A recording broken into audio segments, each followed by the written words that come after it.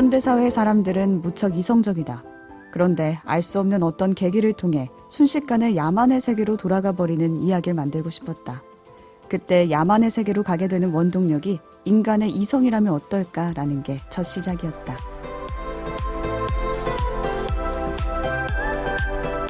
책도 읽고 넷플릭스도 보는 일석이조 취향 추천 팟캐스트 책플릭스. 오늘은 넷플릭스 드라마 지옥을 연출한 연상호 감독의 인터뷰 속 한 구절로 시작합니다.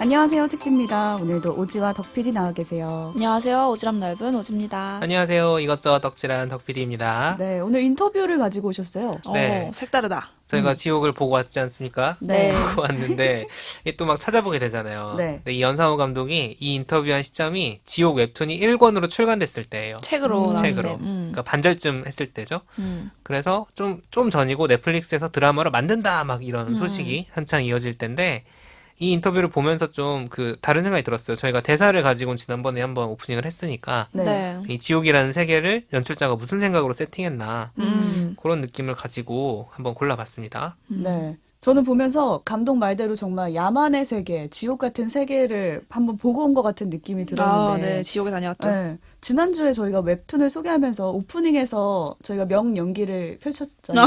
오지마. 아, 맞다. 듣고 살았다. 신을 쫓는 경찰이라니. 낫지 않나요? 차라리 낫지 않나요?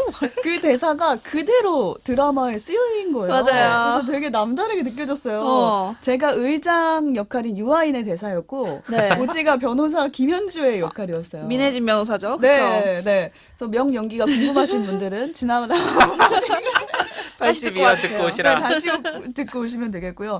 드라마를 보니까 확실하게 그 대사가 이해가 됐어요. 네. 진영이 나눠져 있었던 거잖아요. 음. 인간이 어떻게 할 수 없는 상황이 벌어졌는데 누군가는 신의 뜻이라고 믿고 누군가는 재난 같은 상황이니까 인간의 방법으로 슬퍼해야 한다라고 말을 하는 입장이었는데 이 후자의 입장이 너무 극소수로 느껴져가지고 맞아요. 되게 슬펐어요. 왜 이렇게 수가 적은 거야? 이런 느낌으로 계속 봤어요. 그쪽에 몰입하셨군요. 네. 책디님은. 저도 드라마를 다 보고 나니까 이제 지난주에 이야기 나눴던 게 조금 더 와닿았는데 확실히 그 오프닝에서 이제 인터뷰를 이제 언급을 해주셨지만 이런 세계관, 그러니까 우리가 알 수 없는 새로운 세계관을 다루는 작품은 확실히 그 뒷이야기, 그다음에 이 작가가 어떤 의도로 이런 세계관을 이야기하는지 그런 인터뷰들 함께 보시면 더 좀 풍부하게 작품을 즐길 수 있는 것 같다는 생각도 들었고요. 이게 여러 매체로 또 공개된 작품을 비교하면서 보는 재미가 또 맞아, 있었는데 맞아. 저도 무려 쿠키 유료 결제해가지고 이 웹툰을 봤어요. 5,000원어치 뒤늦게 봤어요. 근데 정말 신기한 게 드라마랑 만화랑 굉장히 싱크로가 높은 편이에요. 똑같아. 거의 사실상 만화를 연기로 살펴보는 그런 느낌이에요. 그래서 그런 만화를 드라마하는 작업에 대한 도전 정신, 이 어려운 장르를, 이 판타지성이 있는 장르를 도전한 거에도 박수를 쳐주고 싶고, 그럼에도 되게 만화적인 연출들이 아직 남아있는 그런 좀 독특한 작품이었던 것 같아요. 그래서 오늘 얘기를 하다 보면 이 속 이야기도 더 깊이 있게 네. 나눠보겠죠? 저희가 이제 어쨌든 둘 다 얘기를 할 수 있는 방송이기 때문에 하도록 하고 어쨌든 넷플릭스 드라마 지옥을 저희가 굳이 네. 2주에 걸쳐서 어떻게 보면 지난주에 예고편처럼 웹툰을 다루고 이번 주에는 드라마로 방송을 하는 거잖아요. 이 저희가 녹음하는 시점에 자 공개된 지 한 일주일이 안 됐습니다. 일주일 안 지난주 됐죠. 금요일에 공개됐고 오늘 수요일이니까 5일 된 거죠. 근데 넷플릭스 드라마 순위에서 이거 보는 사이트가 있더라고요. 탑 TV 쇼스 온 넷플릭스 검색하시면은 다 볼 수 있습니다. 그럼요. 전 그래서 세계 순위. 기사도 많이 그쵸. 나요, 요새는. 전 세계에서 1위, 이게 지수가 있는데 점수가 786점인데 2위가 아케인이거든요. 이게 이틀 전만 해도 아케인이랑 지옥이랑 차이가 50밖에 안 났어요, 점수가. 근데 아케인은 지금 640으로 떨어졌더라고요. 그러니까 좀 더 쏠린 거죠. 지옥을 사람들이 되게 많이 보고 있는 상황이고 지옥이 서비스되는 90개 국가 중에 35개국에서 1위입니다. 이게 중요한 게 동시간대 1위를 해야 점수가 많이 붙거든요. 그만큼 동시에 여러 나라 사람이 이 다 작품을 보고 있는 같이 거야? 보고 있다는 거예요. 정말 대단하죠. 네, 그래서 많이 보는 흥행도에서는 확실히 어느 정도 흥행을 하고 있다. 기사들도 네. 많이 나오고 있고, 또 이제 평점 사이트인 로튼토마토에서는 신선도 100% 유지되고 있다. 뭐 이런 평가들이 신선하죠. 있습니다. 네, 신기하다. 신선합니다. 신기합니다. 그래서 네. 저희가 어쨌든 2주째 다뤄보겠다. 코인, 저희는 지옥 코인을 타보겠다. 야, 지오코인이 좀 그래도 지오코인. 야, 놓치지 않을 거야. 네. 타보려고 했고요. 얘기할 거리가 있는 작품이니까. 네. 그랬습니다. 네. 지난주에 지옥이라는 작품이 그리는 세계는 원작 웹툰을 가지고 한번 이야기를 나눴으니까 이미 아실 거고요. 오늘은 조금 더 자세하게 이 드라마 속 인물들이 품고 있는 이야기를 나눠보도록 하겠습니다. 그 전에 잠깐 참여 안내부터 듣고 올게요. 네, 책플릭스는 청취자 여러분들의 참여를 기다리고 있습니다. 해시태그 책플릭스 붙여서 트위터나 인스타그램에 방송 소감 남겨주시고요. 또 듣고 계신 채널에 댓글, 좋아요 많이 부탁을 드립니다. 또 댓글, 감상 남겨주신 분들은 선정을 통해서 커피 쿠폰 드리고 있습니다. 네, 그리고 혹시 요즘 이런 게 고민이다. 책이나 영화, 드라마로 처방을 받고 싶다는 사연이 있으시다면 저희가 좀 쌓여있지만 그럼에도 불구하고 왜 계속 받아? 묵혀야 되니까 마찬가지로 댓글이나 이메일, 트위터, 인스타그램을 통해서 보내주세요. 저희가 열심히 고민해서 처방도 해드리고 책 선물도 보내드리겠습니다. 많은 참견 부탁드립니다. 네, 오늘은 저희가 각자 이야기거리를 하나씩 준비를 해왔는데 먼저 우리 3분 요약의 달인 덕 PD가 지난주에 얘기하려다가 못다한 이야기 3분 정도 네. 해주시죠. 3분 안에는 못하고 아, 정직하네요, 그래도. 1부 3분, 2부 3분 알겠습니다. 6분 안에. 자, 지난주에 기본적인 세계관 소개를 해드렸습니다. 맞아요. 어느 날 갑자기 막 반투명 형체를 가진 신의 사자가 나타나서 너는 며칠 뒤 며칠 지옥 간다 하면 그 시간에 근육질의 괴물들이 나타나서 때리고 막 찌르고 괴롭힌 다음에 산채로 태워서 뼈 일부만 남아요. 그리고 죽인 현상이 나타나고요. 오늘은 이제 이 사건을 맞닥뜨린 인물들에 대한 이야기 앞서 말씀해 주신 대로 해볼 텐데 네. 자, 도시 한복판에서 이런 일이 벌어졌습니다. 누가 나서야 할까요? 경찰. 경찰이 나서야죠. 대한민국 경찰이 나섭니다. 우리 신뢰도가 되게 높다. 경찰이 나서주세요. 공권력 도와줘. 어쨌든 서울 도심 한복판에서 벌어진 일이니까 사람이 죽은 거잖아요. 네. 그러니까 진경훈이라는 중년의 형사가 등장을 합니다. 이게 초자연적인 현상인데 근데 사실 경찰 입장에서는 어떻게 규정을 하나? 살인입니다. 살인 사건으로 이 살인범을 사건을- 잡아라. 그럼 고지는 뭐냐? 예고살인입니다. 예고살인으로 규정을 하고 경찰 이제 세계관에서는 그렇죠. 그렇습니다. 우리가 사실 상식적인 근데 세계관에서 그래요, 맞아요. 실제로 예고살인이고요. 그래서 뭐 탐문 수사도 해보고 그리고 이제 지난주에 말씀드린 이게 신이 정의를 구현하는 것이라는 사이비 집단 세진리회도 직접 의장을 만나서 얘기를 들어보기도 하고요. 이 세진리회가 어떤 피해자에게 30억을 줄 테니까 시연 장면 생중계하겠다고 했을 때도 그 현장에 출동을 합니다. 경찰들이. 근데 막 총 쏘고 한다고 막을 수 있는 게 아니에요. 그러다 보니까 이제 신의 사자들한테 얻어맞고 막 이러는데 잡는다고 하는데 어떻게 가둘 어떻게 거야? 잡겠어요? 결국 그 공권력마저도 이제 스토리가 진행됨에 따라서 나중에 세진리회에게 굴복하게 됩니다. 세진리회가 공권력을 장악해버려요. 경훈은 거기에 끝까지 저항한 인물로 나오는데 문제는 이 경훈이 이 고지와 시연이라는 현상을 살인사건으로 보고 접근을 하고 있지만 네. 사연이 좀 있습니다. 경훈의 아내가 경훈에게 뭘 좀 가져다 주려고 하다가 흉악범에게 살해당했던 그 과거의 기억이 있는 거예요. 네. 그런데 이 흉악범이 심신미약을 주장을 해서 솜방망이 처벌을 받고 징역을 조금 살다 풀려납니다. 에라이. 그 경찰 입장에서는 법이 그러니까 법의 수호자들 아니겠습니까? 근데 마음은 다른 거죠. 그쵸. 다르죠. 내 개인의 마음은 다른 거죠. 그것 때문에 괴로워하고 있는데 이 세진류의 놈들이 인간의 기준으로 제대로 처벌하지 못한 죄인을 신이 처벌하는 거다. 이런 얘기를 막 하니까 세진류회를 수사하면서도 되게 양가적인 감정이 드는 거죠. 막 집에서 혼자 그 검색해보고 그때 과거 사건 같은 것들. 근데 이 세진류회의 이 경훈의 자식, 드라마에서는 딸인데 원작 웹툰에서는 아들입니다. 맞아요. 이 딸이 빠져들게 되고 이 세진리의 어떤 음모에 이 딸조차 휘말리는 그런 일이 벌어지게 되고요. 이런 질문을 품고 있는 상황에서 유아인 배우가 연기한 네. 정진수 정진수 의장과 의장. 또 대면하는 캐릭터기도 합니다. 자, 이게 일단 한 축이 있고요. 30억을 줄 테니까 이제 시연을 생중계하겠다라는 제안을 받은 고지받은 사람이 있었잖아요. 박정자 씨. 박정자 씨. 김신록 배우가 명연기가 참 돋보이는 캐릭터인데 오. 이분뿐만 아니라 이 사람을 돕는 변호사가 있습니다. 음. 돈을 30억을 받아야 되니까. 근데 본인은 안전하게. 죽으니까. 그쵸. 이거 어떤 절차를 거쳐서 어. 받아야 되나. 그래서 변호사 사무실 찾아가는 거죠. 네. 민혜진이라는 캐릭터입니다. 김현주 배우가 열연을 했고요. 이 혜진은 세진리회의 주장이나 요구가 말도 안 된다고 여기면서 박정자 씨 본인을 돕고요. 또 이 사람들이 신상이 털리면서 마녀 사장이 시작되니까 애들을 또 해외로 도피시키는 것도 돕는. 원래 근데 세진리회나 이런 사건들을 많이 대응을 했던 법률 집단 사무소였죠. 그쵸. 그러니까 우리가. 세진리회가 이제 어떻게 보면 네임드, 어. 이 현상에 대한 네임드라면 세진리회의 대응 가장 전문가는 여기인 거죠. 소도 사무소.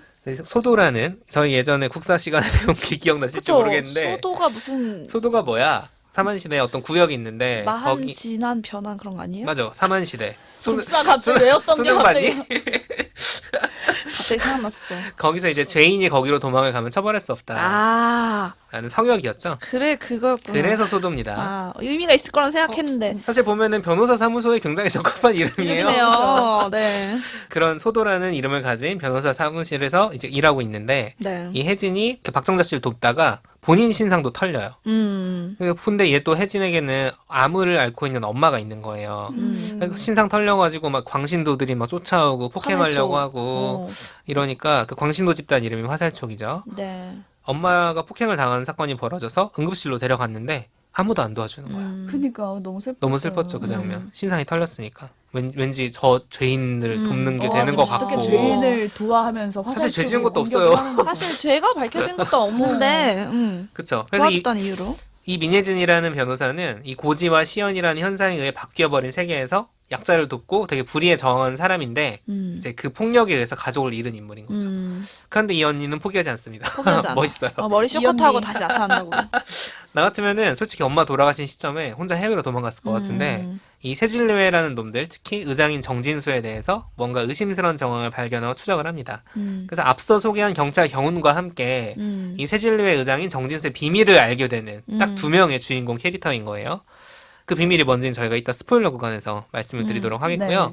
경훈에겐 딜레마가 있었죠. 나에게 그 피해를 입혔던 내 아내를 죽였던 그 놈이 죽일 놈. 그치 인간의 처벌이 되게 미약하다라는 생각을 가지고 있는데 신의 처벌을 받는 뭐 그런 상황이 되거든요. 받는 것처럼 보이는.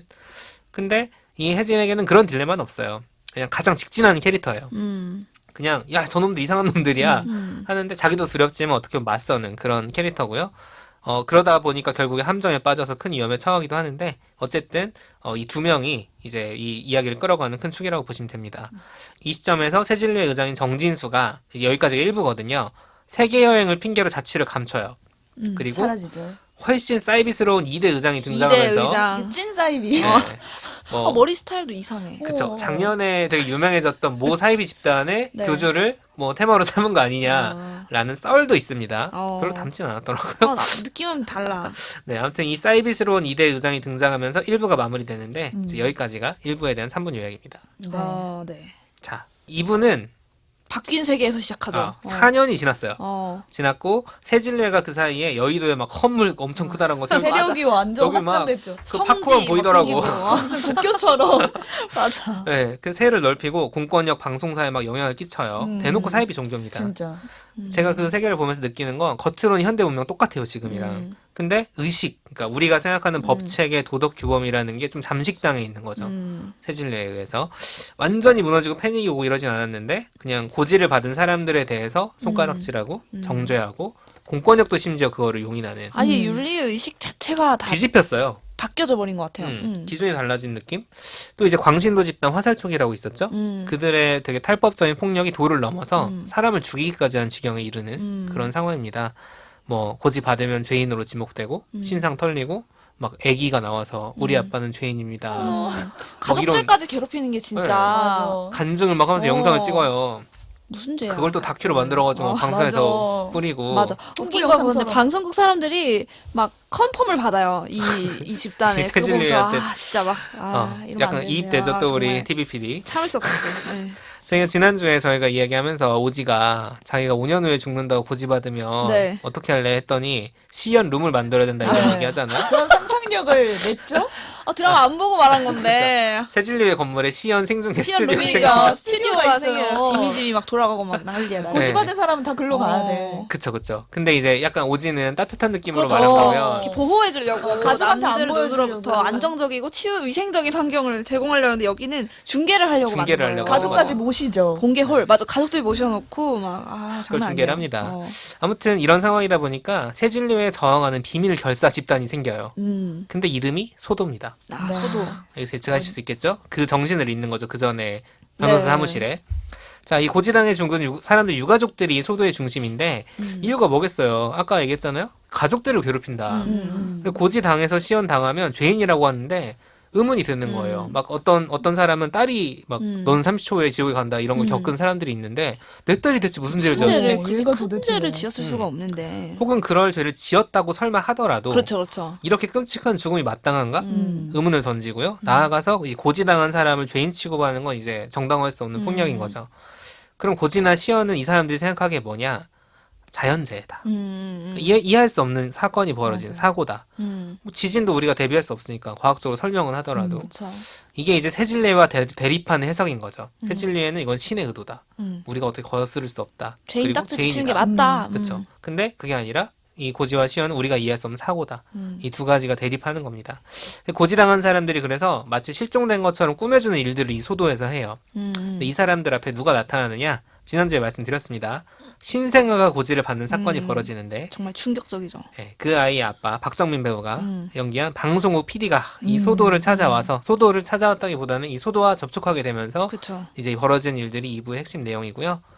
자, 그런데 적과 싸우다 보면 닮는다고 해야 할지 아니면 이에는 이, 눈에는 눈이라고 해야 될지 소도에서 이 애기 아빠한테 뭘 제안하느냐. 아기의 시연을 생중계하고 싶다. 벤치마킹이죠. 그렇죠. 앞서 세력을 아. 확장한 계기가 된 그 그렇죠. 생중계를 아기 때도 하겠다. 역으로 그렇죠. 사용하겠다. 왜냐? 세진리회가 지금처럼 장악하게 된 이유가 박정자 씨의 그 시연을 생중계하면서 신의 의도다. 이런 걸 막 퍼뜨리 그 시점부터 시작이 된 거였거든요. 그걸 뒤집기 위해서. 그래서 박정자 씨는 세진리회 기준 오피셜 국내 죄인 1호예요. 그 호를 붙여요. 몇 호 이런 식으로. 근데 거꾸로 이 시연은 죄와 별개로 랜덤하게 벌어진 일이다. 라는 거를 반증이죠. 이 아기를 통해 증명을 하고 싶은 거예요. 그치. 애가 무슨 죄가 있어? 지금 그러니까. 태어났는데. 그쵸. 애기 아빠 입장에서 어떻습니까? 미쳤냐고 몰아버리죠. 하죠. 그치. 갓 태어났는데. 야, 네, 애가 이용당하는 거 같고. 얘를 왜 이용해? 어. 이런 생각이 드는데 이 박정민 배우가 정말 연기를 잘했어요. 뭔가 찐 현실 구현 캐릭터. 맞아. 원래는 이 이제 세진리의 말에 무슨 약간 개소리야. 약간 이렇게 받아들인 사람이었는데 당장 내 가족에 벌어진 일을 어떻게 그쵸. 대응해야 되는가 그 혼란스러움이 너무 잘 느껴졌어요. 그렇습니다. 근데 이 와중에 또 세진리회가 어쨌든 이 고지와 시연에 있어서 최고 권위를 가진 사람들이다 보니까 애기 엄마가 애기를 데리고 세진리회를 찾아가는 일이 벌어지는 거예요. 대체 무슨 일이냐 진짜. 설명 좀 해달라. 무슨 답답하니까. 일이냐. 니네 말대로는 얘가 설명이 안 되잖아. 음. 죄를 지어야 지옥에 간다며. 그래서 이제 이 애기의 존재를 이 사이비 집단화된 세진리회는 지우려고 알게 하고 돼버리는 거지. 그리고 이 애기를 구출하려는 네. 소도와 이제 뭐 추격전, 액션, 심리전 등등이 펼쳐지고요. 드라마는 결말을 향해 달려갑니다. 여기까지가 스포일러 없이 말씀드릴 수 있는 구간이고 일부러 몇 명 인물에 대한 얘기는 안 했는데 그 얘기하려면 30분이라 아, 3분 지났어요. 네. 네, 여기까지. 줄기만 말씀드렸습니다. 네, 네. 일단 여기까지만 전해드리고요. 저희가 각자 이야기 나눈 뒤에 결말에 대해서는 저희가 경고하겠습니다. 경고음을 날려주세요. 덕PD가. 네, 그렇게 스포일러 구간은 말씀을 미리 드리고 아예 작품이 좀 힘들어서 못 보겠다. 이런 분들은 스포일러 구간 들으셔도 상관없어요. 네, 좀 이따가 이어도록 하겠습니다.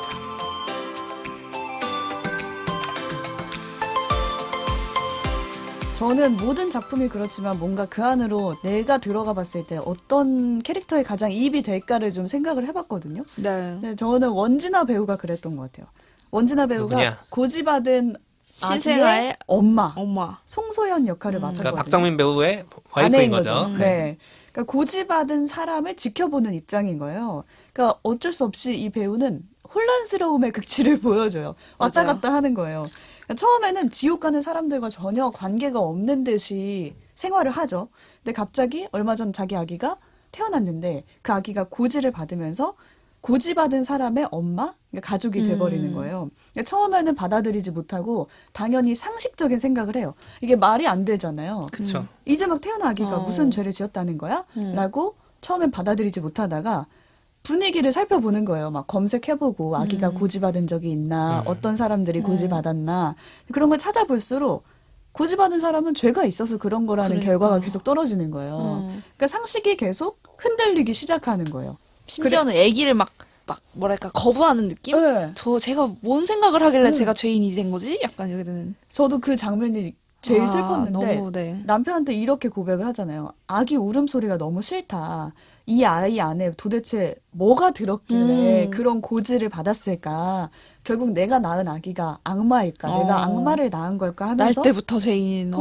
그런 막 눈물을 참으면서 막 그런 얘기를 하잖아요. 근데 저는 이 장면이 슬펐던 게 아기가 죄가 없다고 자기는 믿었는데 그런 자기 자신을 계속 의심하고 혹시 내가 뭘 잘못한 건 아닐까라는 그런 순간까지 오는 것 같아요. 계속 이제 몰입이 되는 거죠. 어떻게 뭐가 어디서 잘못된 걸까? 근데 내가 나를 의심하게 되는 그 순간을 보면서 그 세계나 이 세계나 우리가 스스로 나에 대한 의심을 하게 되는 순간이 있지 않나? 라는 제일 생각이 고통스러운 드는 것 거예요. 같아요. 그게. 그 고민을 굉장히 배우가 잘 살렸다고 생각을 했어요. 언제나 연기로서. 배워요. 네.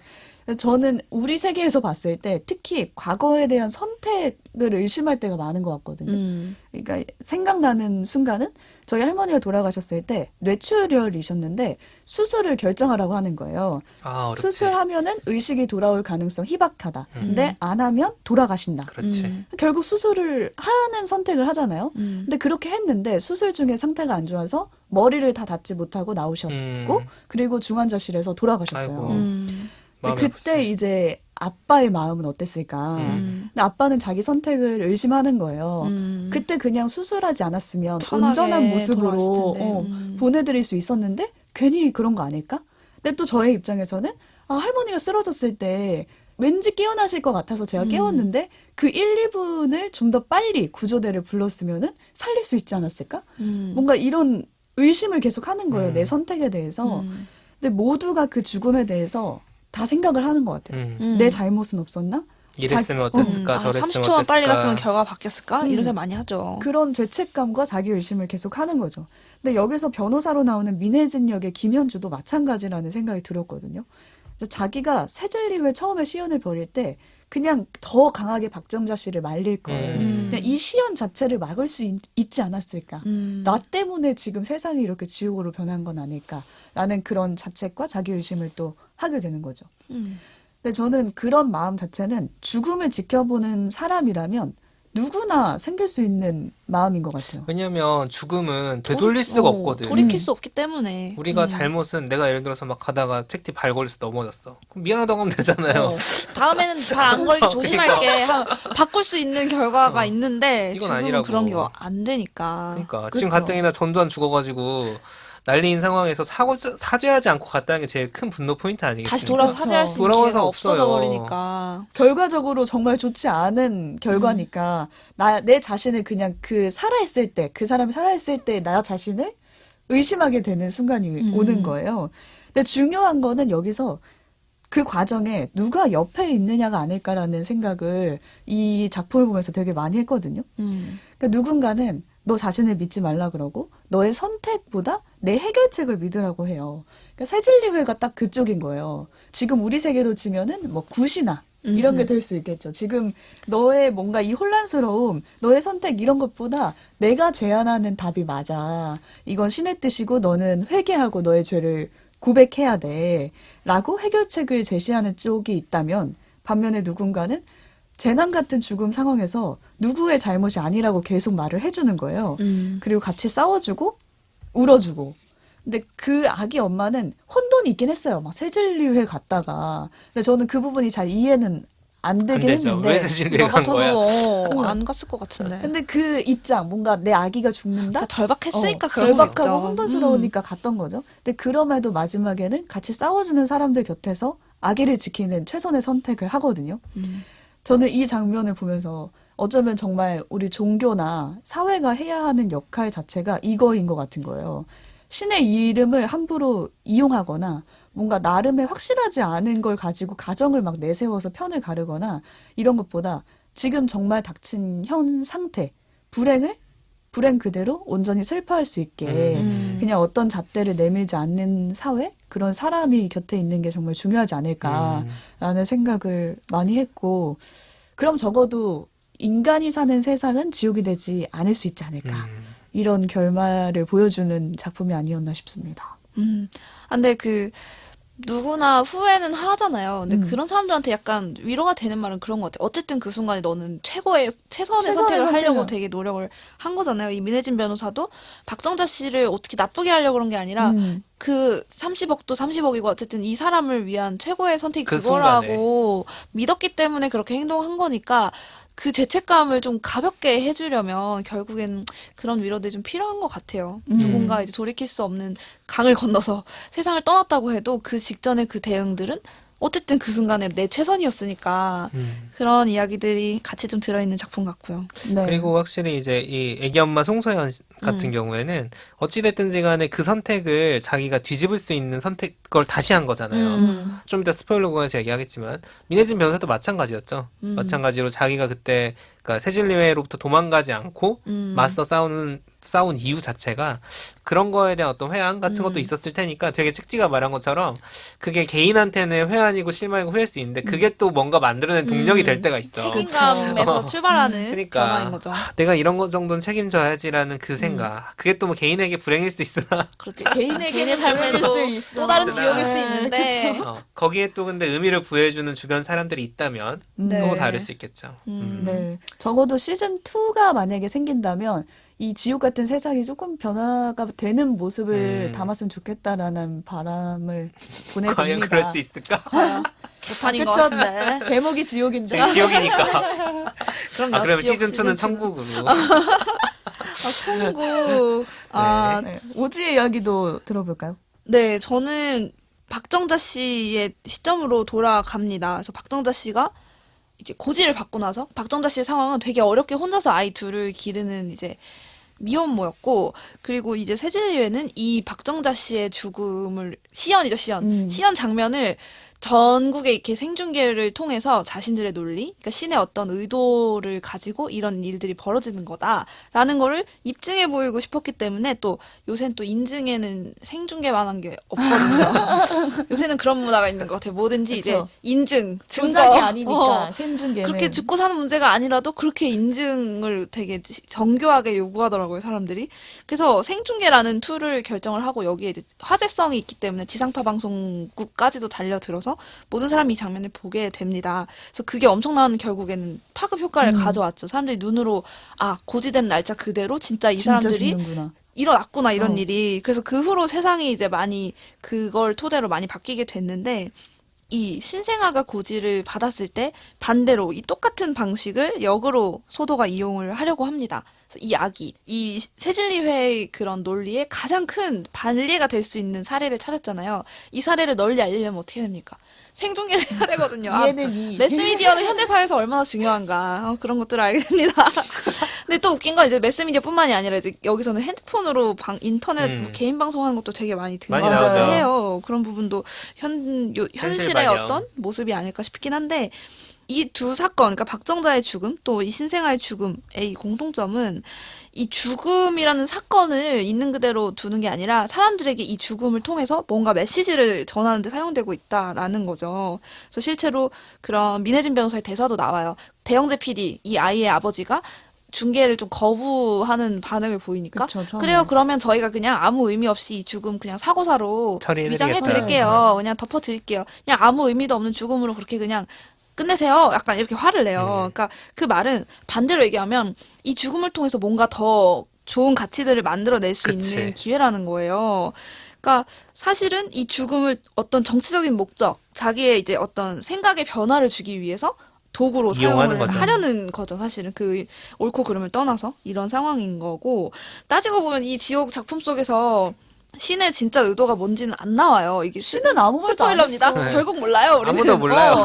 왜냐면 이 작품에 뭐 신이 나와서 이겁니다. 그러니까. 이 세계관에서도 결코 알 수는 없어요. 사실은. 내가 진짜 신입니다. 이런 사람 없어. 이 사람 진짜 죄가 뭐고요. 리스트업 딱 해가지고 이게 무게가 얼마니까 이런 걸 당해도 싸. 이런 얘기는 나오지 않아요. 사실은 새진리회조차도 그러니까 그런 결과적으로 나타난 사건들을 보고 그냥 뭐라자 귀납적으로 추리를 하는 거잖아요. 끼워 맞추는 거죠. 그냥 그 어떤 개별의 사건들을 이제 그냥 모아서 추리를 해가지고 어떤 의미를 그냥 부여한 거예요. 사람이 그냥 그것도 신이 하는 게 아니고 사람이 해석을 한다라는 거죠. 아니 예컨대 불법 도박장 운영했다는 죄를 막 고백을 해요. 어떤 사람이. 스튜디오 가잖아 그래서. 그리고 가는데 그러니까 불법 도박장 운영한 게 찢어 죽일 일이냐고요. 저도 그 생각이 들어요. 그러니까 이거 되게 불법 도박이라는 건 물론 나쁜 죄인데. 거예요. 나쁜 거고 그게 사람을 망치기 때문에 규제를 하는 건데 찢어 죽일 테냐. 그럴 일이냐고요. 저도 그 생각이 들더라고요. 불법 도박이 죄야. 그 정도 죄야. 저 이 얘기 실제로 했어요. 아니 그래 뭐 모르겠어요. 우리 사람이 판단할 문제냐. 그러니까 죽을 죄인지 아닐지 결국 알 수 없는데 그 마찬가지예요. 생명 그 자체도 이제 그 자체로 우리한테 주어진 건데 우리가 그런 의미들을 많이 부여를 하고 있는데 죽음에도 마찬가지 일이 벌어지고 있다는 생각이 들었습니다. 그래서 물론 그런 것들이 있죠. 의인, 열사. 뭐 순직 이런 여러 가지 이런 워딩들이 있을 정도로 죽음에 어떤 의미가 부여되기도 하고 반대로 재난이나 범죄의 피해를 당했을 때 그 죽음을 되게 억울하거나 좀 슬픈 죽음, 그러니까 정상적이지 않은 죽음이라고 평가하기도 하고 여러 가지 그 죽음의 방식 또 순간에 대해서 사람들이 해석하고 평가하고 있는 게 사실인 것 같아요. 맞아요. 근데 사실 우리는 아무도 몰라요. 그 죽은 사람, 그때 그 죽은 사람한테 이 죽음이 실제로 어떤 의미고 어떤 무게를 주는지, 그다음 실제로 사후에 지옥에 갔는지 안 갔는지 우리는 솔직히 우리 사람이 지금으로서는 알 수 없는 거잖아요. 그야말로 신이 알겠죠. 근데 이제 우린 자꾸 그 죽음을 가지고 뭔가를 하려고 하는 부분이 있지만 그만큼 큰 그거는- 사건이니까. 네, 죽음이 그리고 누군가 죽는다는 아까 거. 말했지만 돌이킬 수 없는 어떤 사건이기 때문에 우리 사람들한테 보편적으로 엄청 큰 무게감을 갖고 있는 것 같기도 하고. 근데 사실 중요한 건 그 죽음까지의 시간이라는 생각이 이 작품을 보면서 좀 들었습니다. 은유 작가님이 알지 못한 아이의 죽음이라고 그 산재 시습생이 네. 사망한 사건을 가지고 이제 하나 책을 아예 르포로 쓰신 게 있는데 아주 이 지옥과 유사한 사례는 아니지만 거기 주요 케이스로 등장하는 학생이 하나 있어요. 그 학생의 죽음을 한 노무사가 보고 조사를 하다가 이제 산재 사건을 대리를 한 거죠. 이 산재 사건은 수도 없이 일어납니다, 정말. 우리가 모르는 죽음들이 숫자로 그렇게 따지면 많아요. 양으로 따지면 네. 정말 하루에 많이 몇 명씩 일어나는 죽으니까. 건데. 근데 그 중에 그 죽음을 보고 이 죽음은 사회화해야 된다라는 생각을 했다고 하더라고요. 그게 뭐 억지로 끄집어내서가 아니라 다능한 유족들과의 어떤 그런 과정들이 있었고 이 죽음을 통해서 다른 더 많은 죽음을 막아야 된다라는 그 사회화할 수 있는 또 여지가 더 많았던 거죠. 그 사건을 봤을 때. 그걸 가지고 예를 들어서 야 죽음을 정치적으로 이용하지 마 라고 하는 것도 되게 어려운 얘기라는 거예요. 사실 맞아요. 우리는 같은 죽음을 반복하지 않게 하고 싶다라는 의지는 누구에게나 있는 거니까. 그렇죠. 사실 세월호 사건에 대해서도 온갖 정치적인 해석이 있지만 적어도 우리 사회에 일정한 컨센서스가 있었던 거죠. 그 비극을 다시는 반복하면 안 된다. 그러려면 그게 대체 왜 뭐가 무능해서 그런 일이 벌어졌는지 우리가 알아야 된다. 그 정도의 합의가 있었기 때문에 여러 가지 굴절들이 있었고 아직도 해결되지 않았지만 그런 의미들이 있는 것이고 오지가 말해준 핵심도 그런 것 같아요. 그러니까 네. 누가 그 의미를 독점하거나 네, 맞아요. 함부로 판단하면 안 된다. 사실 개인이 내가 죽었어. 나도 모르는 거죠. 내 죽음이 어떻게 활용될지는. 그럼요. 그 선택권은 이제 죽은 네. 사람한테 선택권이 없잖아요. 없어요. 이 죽음을 어떤 의미로 사용하느냐라는 거에 대해서는 좀 많은 고민을 해봐야 될 거예요. 그치. 그래서 이거 물론 저는 정치적으로 사용하는 게 나쁘다. 옳다를 얘기하고 그 싶은 얘기는 거는 아니죠. 그래서 그 정치적으로 사용하는 게 때로는 더 중요한 어떤 후속 대처를 만들기도 하고 그래서 이 해석을 하는 것은 결국 남은 사람들의 몫이기 때문에 그거를 우리가 조금 진지하게 들여다볼 필요는 있고 이제 그 죽은 사람의 그런 말 많이 하잖아요. 이 죽음이 헛되게 그렇지. 헛되이 나의 되면 안 돼. 약간 이 사람의 뭔가 뜻을 이어받아야 돼 이런 말들을 하는데 사실은 그거보다도 이 죽음이 우리한테 남긴 게 뭔지 그리고 이 죽음을 이후로 우리가 해야 될 거는 뭔지 그 죽음의 전후의 시간들에 대한 고민도 좀 중요한 것 같아요. 이 드라마에는 사실 고지받으니까 좀 사람들이 그 시간을 그렇게 많이 쓰더라고요. 이 수치심을 어찌 할지 몰라서 이 맞아요. 죄를 숨기기 위해서 내 죽음을 숨기기 위해서 주로 시간을 되게 많이 쓰는 게 나오는데 안타깝죠. 그렇고 싶진 않잖아요, 어. 사실은. 그래서 좀 죽음까지의 시간 또 죽음 이후의 시간들에 대한 생각을 역으로 들게 했던 게 바로 이 두 사건이었던 것 같습니다. 박정다와 신생아. 오지 방금 박물관에 큐레이션 해주시는 그런 분 같았어요. 네. 여러분, 이 죽음, 여러분, 여기 이 보이는 죽음은 뭘 남겼습니다. 고고학교처럼. 그런 부분에 대해서 생각해볼 여지가 많은 작품이다. 네.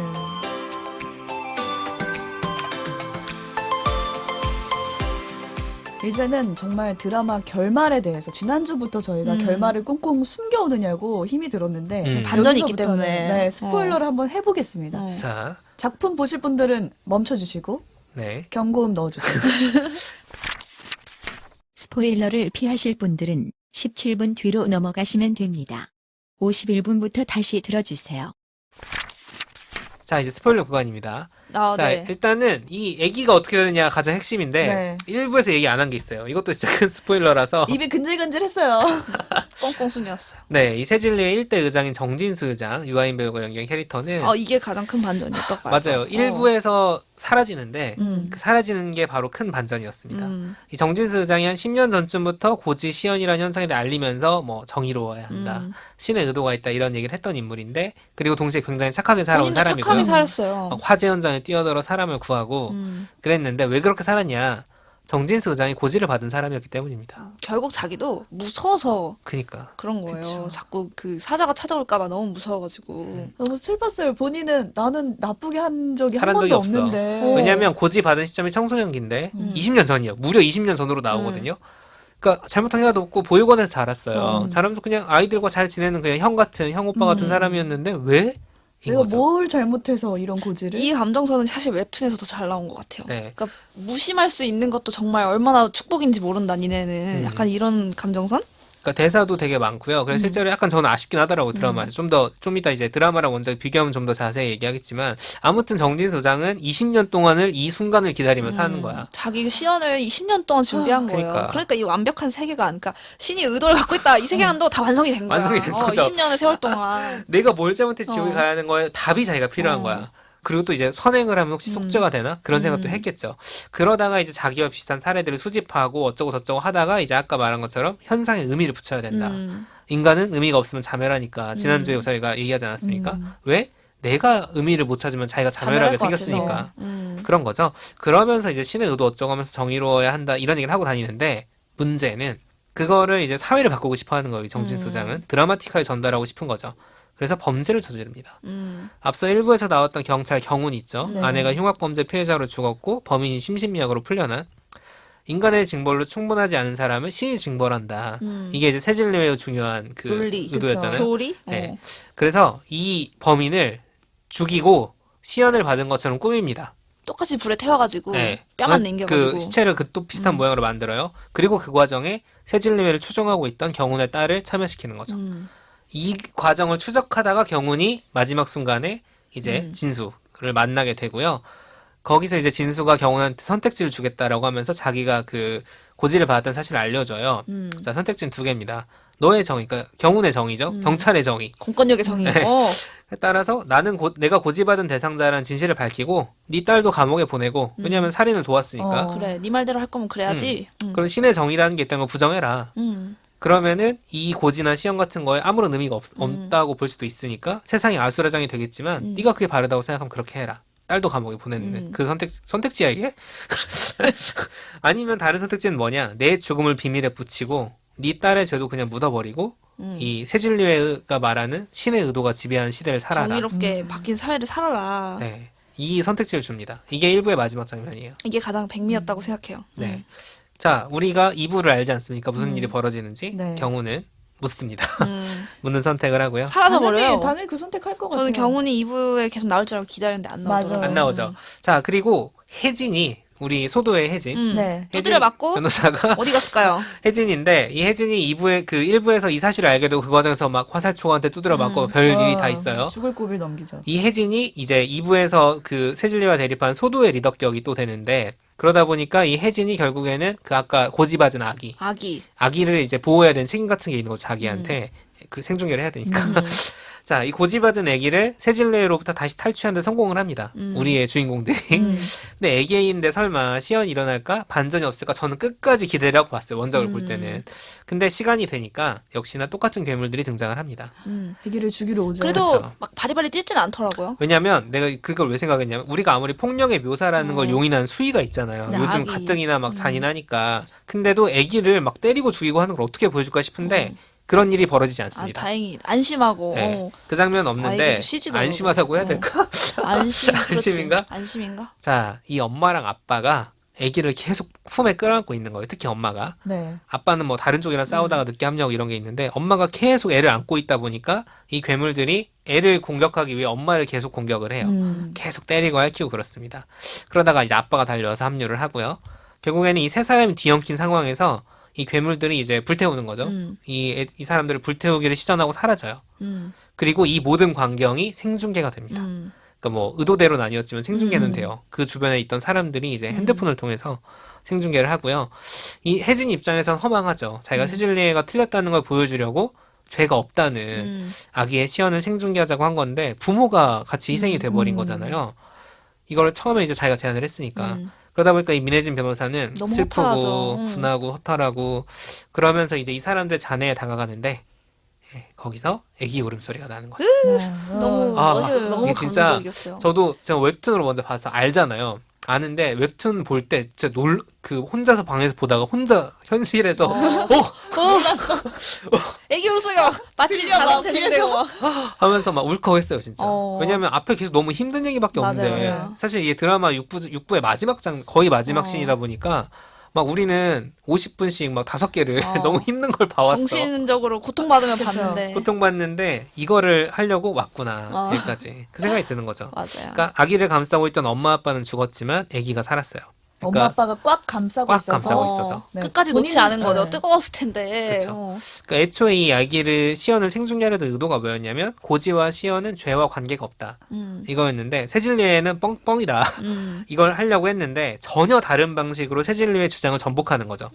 고지와 시연을 받아도 죽지 않는다. 누군가 죽지 않을 수 있었다. 그러니까 그 현장에 있던 사람들이 이 장면을 보고 모두 알게 됩니다. 세질리에는 뻥이구나. 뻥카구나. 뻥커였어. 그 와중에도 뭐 막 세질리에나 이제 경사들이 막 쫓아와요. 민혜진 변호사 잡으려고 아기를 잡으려고. 그래서 민변이 이제 다급하게 택시를 잡아 타는데 이게 마지막 장면입니다. 뭐 불안할 거 아니에요? 지금 믿을 수 있는 사람 아무도 없고 그치. 무기도 너무 세력이 없고 작아. 애도 애 안고 들고 있는 있어. 거예요. 너무 수상해. 피투성인데 막 애를 안고 있어. 그쵸. 근데 다행히도 이 택시 기사가 이제 민혜진 변호사랑 같은 생각을 하는 사람이었던 거죠. 그래서 이제 이 사람을 알아보고 잘 도주할 수 있게 경로를 잡아서 운전을 해 나가는데 이렇게 말을 합니다. 자기는 신의 의도는 잘 모르고 관심도 없다. 여기는 근데 인간들의 세상이고 인간들의 일은 인간들이 알아서 해야 되지 않겠어요? 뭐 이런 얘기를 하면서 이제 끝납니다. 그러니까 이게 작품이 던지는 메시지를 함축하는 문장이죠. 자, 이 결말 어떠십니까? 저부터 얘기를 해보면 마지막에 그 택시기사의 그 대사를 곱씹어 보면 이게 단순히 신은 없어. 우리끼리 그냥 이고지고 잘 살아야 돼. 이 얘기는 아닌 아니죠. 것 같아요. 사실은 저도 아까 얘기를 잠깐 했지만 그 죽음에 대해서 우리는 해석은 할 수 있을지언정 결과적으로 진짜 뭐가 진리인지는 알 수 없잖아요. 인간의 입장에선.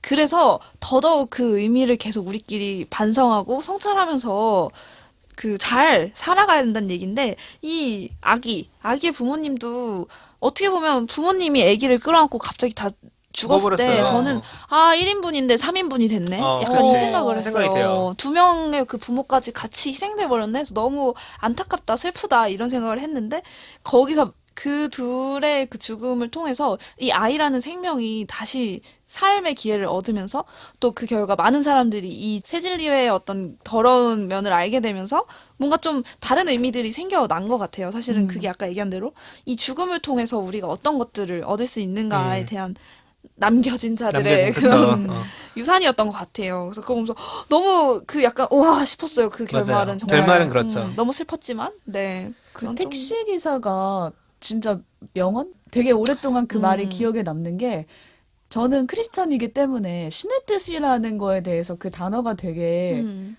어렵거든요. 그쵸. 근데 여기서 무게감이 되게 좀 있지. 네, 남용이 엄청 되고 신의 이름을 엄청 빌린단 말이에요. 근데 이 택시 기사가 말하기를 인간 세계이기 때문에 인간들이 해야 된다. 근데 그게 오지의 말처럼 신이 없다라는 의미가 아니라 우리가 인간으로서 신을 믿는 사람조차도 인간으로서 그 신의 뜻을 유추해서 막 상상하는 게 아니라 우리가 할 수 있는 거를 하는 거라는 거예요. 그렇죠. 근데 우리가 할 수 있는 게 그 죄인을 정말 막 정죄하고 이게 인간으로서 할 수 있는 행동이 아니라 아니죠. 그냥 그게 핵심이야. 잘 되게 잘 어렵죠. 우리가 살아가야 된다고요. 자, 그 잘을 이 마지막 장면의 원작엔 이런 대사가 있습니다. 인간들의 세상은 인간들이 알아서 해야 된다. 뒤에 뭐가 붙냐면 사람 죽는 걸 봤으면 살릴 생각부터 해야 사람이잖아요. 안 그렇습니까? 당연한데 정말 라는 정말 한마디가 더 있어요. 네. 난 왜 이걸 드라마에서 뺐는지 모르겠는데 이게 좀 더 구체적이죠. 그쵸. 사람 죽는 걸 봤으면 살릴 생각을 해야 되는데 그게 그동안 인간이 할 일인데. 그동안 이제 안 한 거잖아. 네. 신의 뜻이 우리가 왜냐면 총질해도 안 죽으니까 그 그러니까. 사자들이. 그래서 이제 못한 건데 이제 그 메시지를 이제 인간들의 세상은 인간들이 알아서 해야 된다. 이걸 이제 함축을 시켜놓은 거죠. 이거의 드라마에서는. 행동 강령이네요. 그렇죠. 사람을 죽은 거 봤으면 살려야 된다. 그러니까 저는 이제 죄라는 거 정죄하지 마라. 기본적으로 너희들의 어떤 그러니까 저는 그렇게 생각을 해요. 저도 이제 죄가 무엇이고 아닌 거를 저희가 의탁을 많이 하잖아요. 종교에. 그럼에도 불구하고 이게 죄다 저게 죄다라는 걸 함부로 정죄하지 않는 거. 함부로 사람이 특히 그러니까 목사도 사람이기 때문에 물론 목사님들은 중요하신 그렇죠. 분들이지만 목사든 뭐 누구든 종교 지도자라고 해서 그쵸. 재판할 권리가 있는 건 그렇죠. 아니죠. 죄를 정하는 건 아니다. 네. 그 부분은 되게 핵심인 거죠. 저희가 성경을 되게 어떻게 해석하느냐도 되게 기독교에서 중요하고 불교도 마찬가지고 도교도 모든 마찬가지고요. 종교가 그렇죠. 네, 어쨌든 그런 것들을 잘 보여주는 작품이다. 이 아기가 죽지 않았다는 사실을 본 사람들한테 남는 게 있거든요. 네. 그러니까 세질리와랑 경찰이 그 뒤에 막 다가와서 비키라고 하고 미래진 잡으러 가려고 그런 상황에서 누가 야, 이 사기꾼들아 이렇게 맞아. 이 거짓말쟁이라는 아, 하니까. 근데 그 할아버지를 때리는 게 드라마에서 그쵸. 너무 길게 나오더라고요. 그러니까 세질리의 슬퍼. 사제가 그 막 폭행을 해요. 그게 경찰 약간 앞에서. 세질리가 더더욱 망가지는 걸 딱 보여주기 위한 어떤 장치였죠. 근데 그 사제가 폭행한 걸 옆에서 경찰들이 보고 있다가 원래 이제 경찰이 세질리의 지배하에 있는 느낌이거든요. 맞아. 함부로 세질리에 못 건드렸죠, 그쵸. 원래는. 근데 이 경찰이 이 사제를 폭행 현행범으로 체포를 해버립니다. 그 자리에서. 수갑을 딱 채워버려. 그렇죠. 그렇습니다. 그러다 보니까 이제 정신 차리기 시작했던 사람들이 그게 아기가 준 의미인 거죠. 그런 상징적인 장면이었던 것 같아요. 각성과. 네. 그러니까 어쩌면 이 신의 사자들에게 죽임당한 사람들을 우리가 어쩔 수 없다면 방치했을 때, 그 지옥석의 세계의 사람들이 방치했을 때, 혹은 그 거기에 올라타서 다른 사람들에게 폭력을 자행하고 다녔을 때, 인간다움이라는 걸 포기한 거 아닌가. 네. 그런 메시지를 던지는 것 같고요. 음. 이건 이제 주제의식이라면 던지는 질문이 굉장히 많아요. 왜냐면 아까 경운 얘기를 했잖아요. 인간이 어떤 처벌하겠다고 심신미약이라고 해서 뭐 살인한 사람을 일찍 풀어줬는데 그게 충분하냐. 이 딜레마가 있거든요. 법책에는 다 이유가 있어서 그렇게 맞아요. 형량을 정하게 되어 있지만 딜레마가 있고 또 인간의 정죄와 신의 정죄가 다른 거냐 아니냐라든가 착하게 살았던 나한테 왜 이 시련이 닥치는 거지? 예를 들면 그러니까 그럼에도 불구하고 이 사람들 중에는 영문 없이 고지 당하는 사람들이 있단 말이에요. 맞아요. 왜 이런 시련이 닥치는 걸까? 그게 불치병일 수도 있고요. 사고일 수도 있고 총기 난사 사건 예를 들면 그런 걸 수도 있고 그 이유를 생각하게 되잖아요. 내가 왜 그렇죠. 왜 하필 내가 있는 곳에 어. 지진이 하필, 났을까? 진짜 음. 하필. 그렇습니다. 그 부분에 대한 고민을 해볼 수 있는 작품이에요. 음. 그렇습니다. 근데 여기서 끝날 게 아니죠. 그러니까 이게 미쳐버리겠는 게 네. 뭐냐면 넷플릭스 정말- 드라마는 정말 어떤 깜짝 끝까지 선물을 네. 남겨두고 보셔야 됩니다. 있어요. 제가 택시 끝나고 이제 핸드폰 아, 켜서 이제 감동, 왓챠피디아에 감동. 평점 매기고 해야지 끝났다. 하고 보는데 안 끝난 거야. 계속 가, 드라마가. 계속 가. 갑자기 뭐가 모여. 어떻게 간단한 설명을 해드리면 그 박정자 씨가 시연당했던 집이 성지가 됐어요. 네. 성지가 돼가지고 전시관 마련되고 진짜 막 재밌었어요. 박물관처럼. 여기 막 가구들 막 그 어. 전시해 놓고 유리관에 넣고 막. 본인도 이제 시체도 그냥 그대로 약간 유리관에 보존을 넣어서 이렇게 했어요. 해둔 유리에 거예요. 보존을 했어. 근데 갑자기 시체가 살아나. 꿈틀꿈틀. 맨몸으로 터미네이터처럼. 갑자기. 알몸으로 피부가 이렇게 뽀얘져가지고 꿈틀꿈틀. 갑자기 이렇게 됩니다. 그리고 끝나. 그리고 그 헉 하고 끝나요. 그 숨을 몰아쉬면서 어. 박정자 씨가 살아난 거지. 살아났어. 끝나. 끝나. 할 말이 없어요. 저도 약간 이 반응이었어, 드라마. 점점. 뭐야? 뭐야 이거? 약간 이러면서. 네, 이게 이제 넷플릭스가 숨겨놓은 어떻게 보면 늘 이런 네, 방식을 그런 거죠. 쓰더라고요. 마지막에 이제 잘라내도 무방한 어떤 이제 서프라이즈를 딱 주고 갑니다. 원작에 이 장면이 없습니다. 없는 상황이고 뭐 어떠셨어요? 충격적이지 않았습니까? 근데 약간 장르가 바뀌는 거 아닌가? 약간 좀비인가? 약간 연기도 약간 좀비물의 느낌을 연상시켰는데 다시 살아나게 되면 고지받은 사람들이 이 판이 다시 뒤집혀서 또 개판이 되겠구나. 저는 약간 부활을 생각했던 것 같아요. 부활. 지금은 뭐 고지와 시연이 중점이 됐다면 어. 이제 부활이 되는. 이제 부활이 막 기독교적 세계관에서 어떤 중요 개념들을 막 다 가져오는 거야. 그리고 우선 죄인이라고 고지를 받았던 아기가 죽지 않고 고지를 받지 않은 생명 둘이 죽었잖아요. 엄마 아빠가. 거기에 대한 보상으로 보상으로 1호를 적자를 살려. 메꾸는 거야. 마이너스 2, 원래 1을 돼야 되는데 2가 됐으니까 하나는 주는 거야. 그 괴물들이 꼭 고지받은 사람만 죽였거든요, 계속. 그렇죠. 맞아요. 근데 마지막에 그 아기의 부분만 부모가 가짜 실수? 죽었거든요. 실수. 한 명 살려줘야겠다. 약간 그걸로 부활하나? 이런 상상도 해봤죠. 자, 왜냐면 그 말씀하신 게 되게 핵심인데 그래서 규칙이 뭐냐가 되고 있어요. 그러니까요. 규칙을 맞아요. 막 생각하게 돼. 그러니까 이게 뭐냐면 저는 뭐지? 원작을 봤을 때 너무 좋았던 게 택시 타고 빠져나간 장면에서 끝나지 않았습니까? 이게 단편 소설의 문법이에요. 그러니까 그 세계에서 무슨 일이 벌어지든 이제 보는 사람들은 관계 없어. 메시지는 준 거야. 인간들의 세상은 인간들이 알아서 해야지. 그리고 함부로 사람 정죄하지 말아라든가. 그 뒤에 어떻게 되는지 중요한 게 아니에요. 근데 이제 갑자기 시연당한 사람이 부활하니까 사람들이 법칙 놀이를 시작을 하는 거야. 자, 규칙 뭐냐? 방금 말한 것처럼 2명 죽였으니까 1명 살려준 룰이 거냐? 뭘까? 이 세계관의 그 원칙이 뭘까? 아니면은 이제 원래 무규칙적으로 막 네. 고지가 됐으니까 이것도 무규칙이야?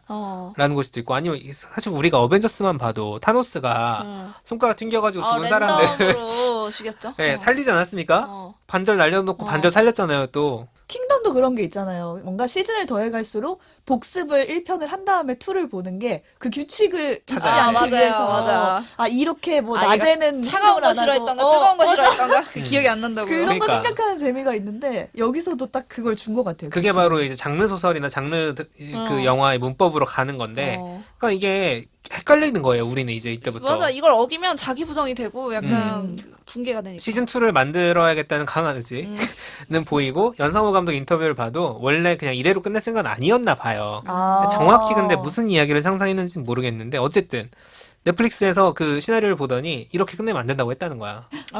그래가지고 아마 투가 나오겠네요. 그 장면을 첨부한 것 같아요. 어떻게 맥락을 이어갈까 굉장히 기상천외한 방법이 필요하지 않나라는 생각이 들면서도 저는 개인적으로는 아쉬웠습니다. 저는 원작을 되게 좋아했거든요. 그 단편 설정이 딱 그 마무리가 너무 좋았어요. 근데 이 원작이 없던 이야기로 막 또 드라마 오리지널로 시즌 2 떡밥을 막 던지려다 보니까 전 보건교사 아는 형 때가 생각나더라고요. 아하. 그러니까 보건교사 아는 형도 드라마 굉장히 좋았고 저희도 리뷰를 했지만 마지막 화에서 막 시즌 2 떡밥을 뿌리면서 원작이 없는 얘기를 하려다 보니까 전체 작품의 밸런스, 그러니까 이 하나의 작품으로서의 던지는 메시지나 밸런스가 없어져 버리는, 훼손되는 거죠. 없어진다기보다는. 완결성이랄까? 그런 그게 좀 아쉬웠어요.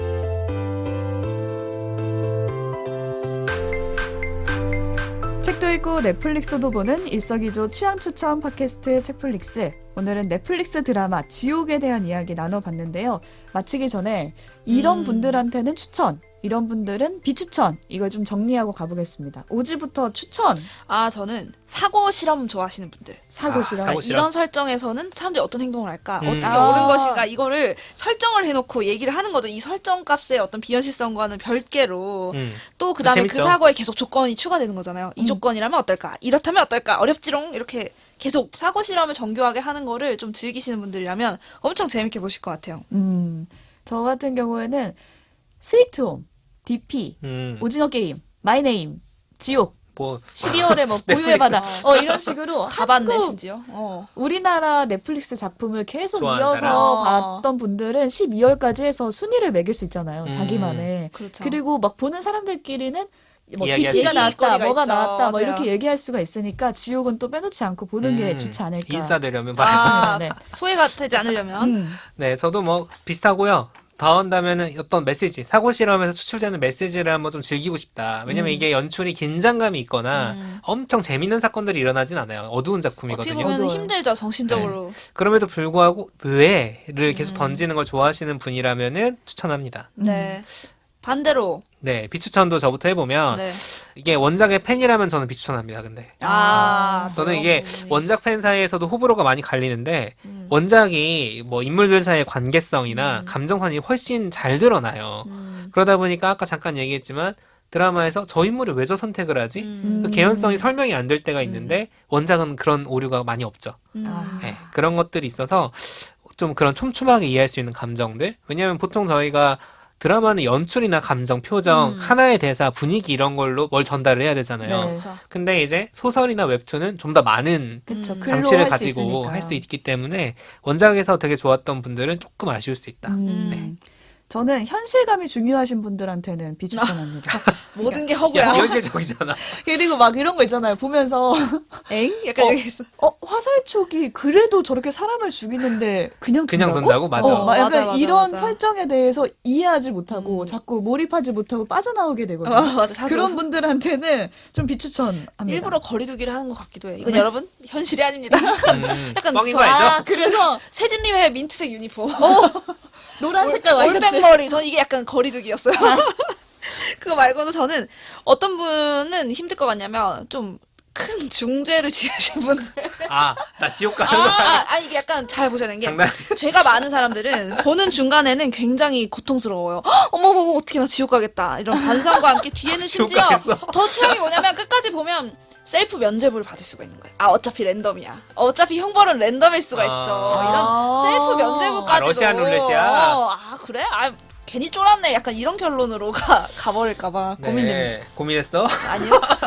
아 저는 왜냐 아니 뭐지 신생아도 가는데 약간 나는 무슨 죄, 내 죄는 신생아에 비하면 클 텐데 뭐가 됐든 나도 죽겠구나. 약간 아무튼 그 죄에 대해서 조금 예민할 수 있다면 중재를 우울해질 수 있어요. 지옥을 좀 무서워하는. 상상도 못했네요. 네. 그렇죠. 뭔가 이런 전과가 있거나 이런 분들. 좀 주의하시기를. 네, 알겠습니다.